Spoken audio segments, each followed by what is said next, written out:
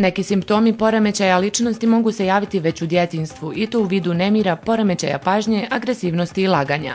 Poremećaji ličnosti uzrokuju brojne smetnje i probleme u radnom i društvenom funkcioniranju. O svemu više u nastavku. Pored tih faktora koji su nabrojani, također postoji genetski određeni faktori i naravno povrede glave i oštećenja mozga dovode, nekad su uzrok poremećaja u ponašanju. Nekada je samo ponašanje uzrok, nekada je posljedica.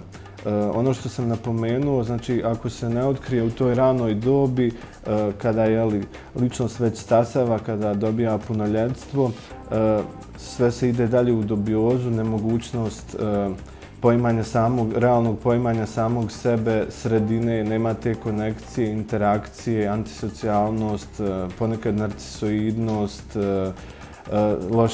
loši rezultati u radnom odnosu, konzumiranje alkohola, nasilje, ono se jednostavno prenosi, nemogućnost osnivanja bračne zajednice ili ukoliko se već osnuje opet nasilje nad supružnicima, tako da poremećaj u ponašanju, ono što je bitno za nas u školama, da se on rano otkrije, da se timski pristupi, da su roditelji jednostavno svjesni da ukoliko se krene sa adekvatnom akcijom, da ono može na svu sreću da se ublaži ili gotovo da iščezne. Obično su u toj nekoj analizi stanja neudovoljena određena psihološka potreba ili ljubav ili moć ili sloboda ili zabava. Istraživanja govore da se češće javlja kod dječaka nego kod djevojčica i da je češće u gradu nego na selu, što je opet zanimljivo i sva ova trka s vremenom vjerovatno je uzrok tome i puno više ometajućih faktora u gradu i sad nije nikakvo iznenađenje da bogatiji svijet bježi ka periferijama i selu, naročito po zapadu, jer tu nalaze neku nirvanu, neki mir koji je neophodan za sadašnju porodicu.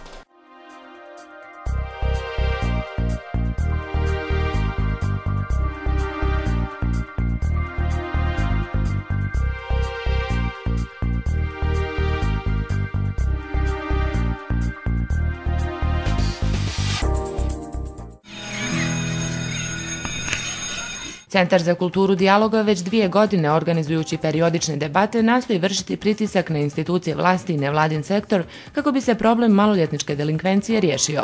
U decembru 2010. godine održana je 8. po redu debata kojom su ujedno zaokruženi prošlogodišnji rezultati. Ono što se čini najvažnijim jeste da je uspostavljen jedan most, rekla bih, između vladinog i nevladinog sektora, dakle Centra za kulturu dijaloga i institucija koje su zadužene za rješavanje problema maloljetničkog prestupništva, što je jedan od zaključaka sa prethodno održane javne debate. Centar za kulturu dijaloga posebnu važnost u prevenciji maloljetničke delinkvencije pridaje obrazovnom sistemu.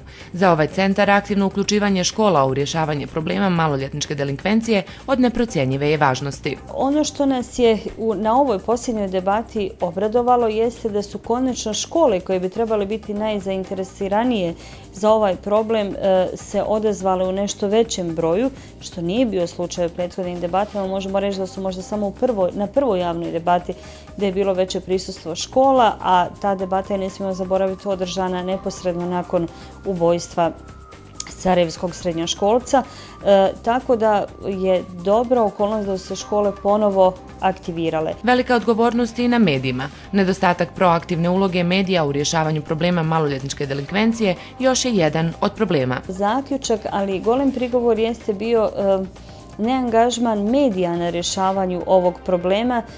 Dakle, opšti zaključak je bio da se uglavnom u medijima mogu čitati senzacije, crne hronike, ali da pravog istraživanja, analitičkih tekstova, edukacijskih tekstova u našim medijima ili emisijama kao priloga, praktično nema. Debate u organizaciji Centra za kulturu dijaloga prve su debate ovakve vrste koje na jednom mjestu sa ciljem istinskog razgovora organizuje jedna nevladina organizacija i koja je pokrenula mnoge inicijative u rješavanju problema maloljetničke delinkvencije.